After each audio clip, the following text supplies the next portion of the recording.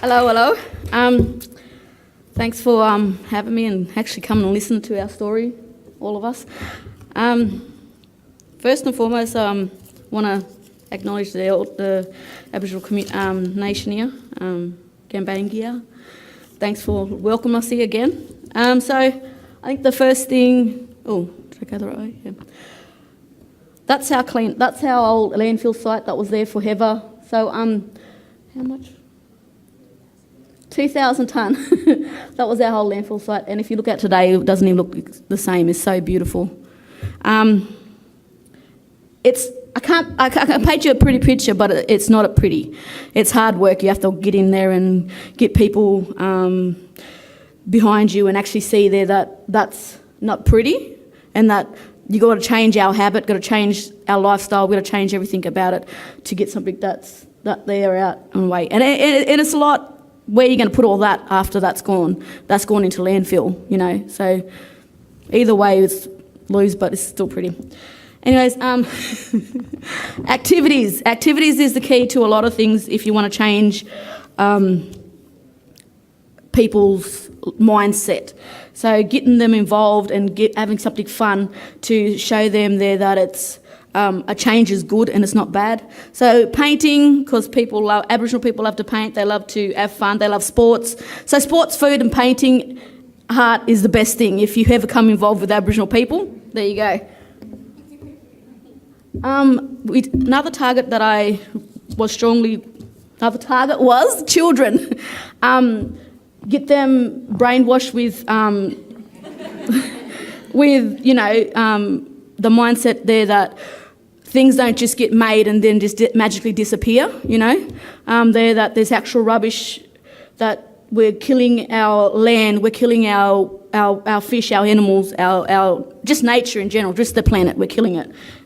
So teaching them and taking them to the rubbish to actually show them the process of when you chuck it in the bin, and then when you go to the rubbish site, this is what happens, and you know, so all this process, just educating them. Education is the key.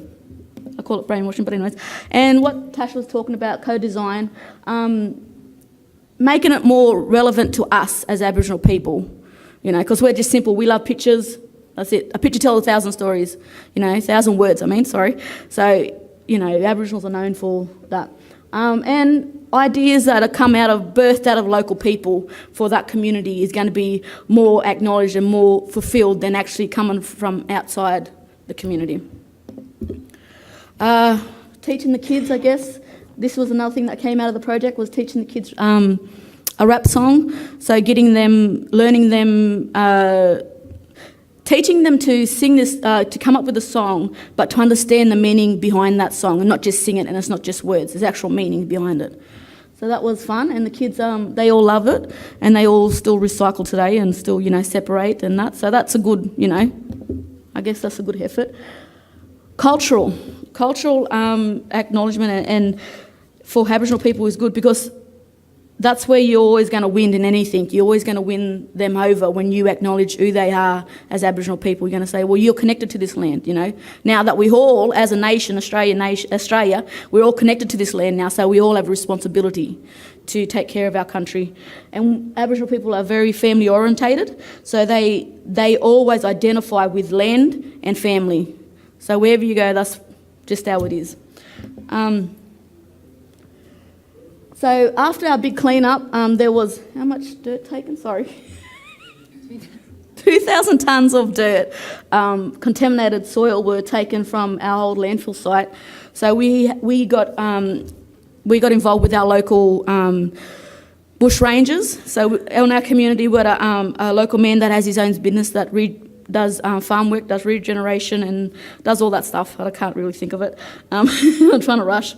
And so he provided the teaching, the education, and the plants also for these kids to replant on the side of the hill to rehabilitate it so it can be back to normal, so that we can start to grow vegetables down in our paddock where the runoff from all that landfill was